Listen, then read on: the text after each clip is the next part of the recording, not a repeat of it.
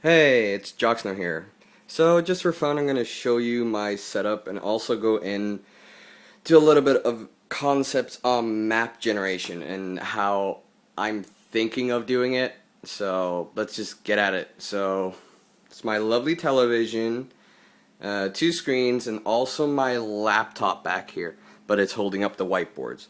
Oh, by the way, super great tip. Buy whiteboards. Whiteboards are a programmer's best friend. Seriously, they are awesome. I love them. Okay, so I've drawn up a little bit of concept. Oh, damn lamp. Alrighty. So I've drawn up a tiny bit of concept. So I can go two routes when it comes to map generation.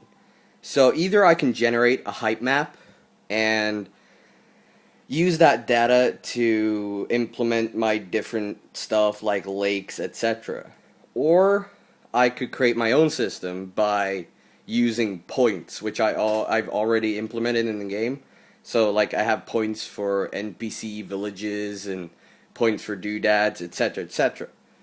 So what I'm thinking of doing when it comes to points is I can create different kind of points. So, for example, if I've written here, well, I got wood points, I already have that, but I got hill and mountain points. Yes, I can't really write, but I use a keyboard all day, so stop blaming. Stop hating. I don't know. So, what I can use for hills and mountains are I put out these several points.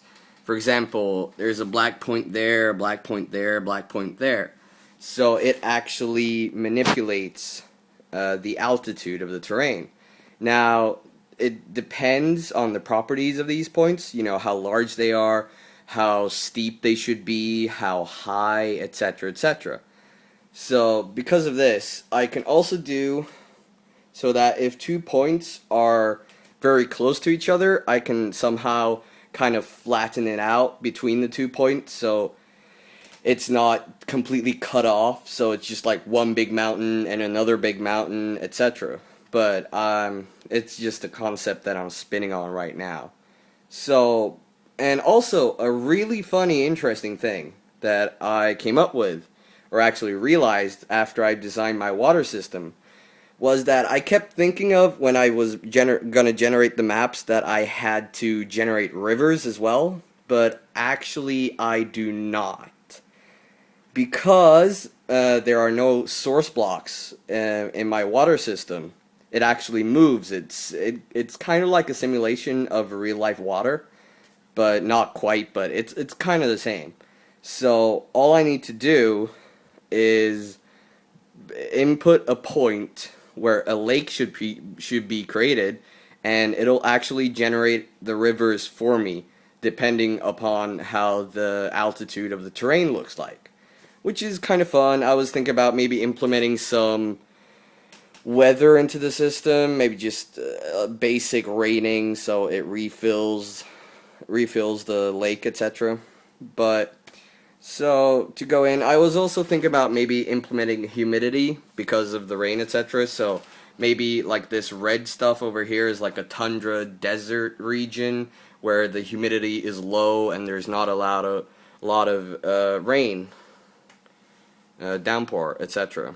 So as you can see, these green stuff, these green markings that I've drawn up is basically trees because trees need water to survive, obviously. Well, some need very little, but some need a lot. So at these larger lakes, large patches of wood or well forest will actually be generated and grown dynamically.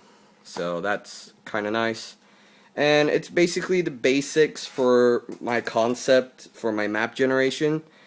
But, you know, it's just this thought that I've been spinning on and I wanted to share. And, you know, tell me what you think about it. Give me some feedback and I'll get back to implementing stuff and actually doing or creating or finishing this concept. So, that is all for now, and as you can see, my awesome setup, it's kind of nice, but yeah, I would like a few more screens, but you know, I'm not too picky.